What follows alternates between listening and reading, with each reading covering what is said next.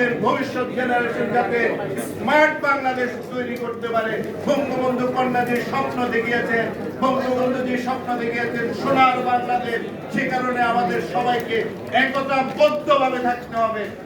সন্দেহ করলে চলবে না। বঙ্গবন্ধু কন্যার নেতৃত্ব নিয়ে সন্দেহের কোনো অবকাশ নাই। উনি ৭৭ বছর বয়সে, ৪৪ বছর বয়সে সবকিছু হারিয়ে নিজের ভাই এবং পিতা মাতা সবাইকে নিয়ে হারিয়ে একমাত্র বোন শেখ রেহানাকে নিয়ে এই দেশে এসেছেন। প্রথমে এসেছেন তাদেরকে বিদেশে রেখে, শেখ রেহানা এবং তার সন্তানকে রেখে এই ঝঞ্ঝা বিক্ষুব্ধ দেশে ফিরে এসেছেন 1981 সনে। এবং আমরা উদ্বেলিত হয়েছি, আমরা সাহস পেয়েছি, আমরা এগিয়ে যাচ্ছি।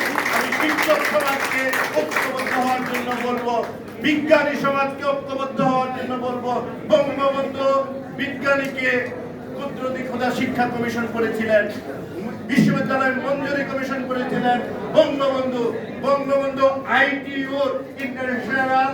আপনাদেরকে সরাসরি বলি যে সময় দুর্ভিক্ষ পীড়িত বলতে ধ্বংসপ্রাপ্ত একটা দেশ, সম্পূর্ণ ভেঙে যুদ্ধ বিধ্বস্ত, ফরেন রিজার্ভ নেই, কোনো টাকা পয়সা নেই, বঙ্গবন্ধু এসে ৩.৫ বছরে এই দেশকে সুন্দরভাবে গঠন করেছিলেন।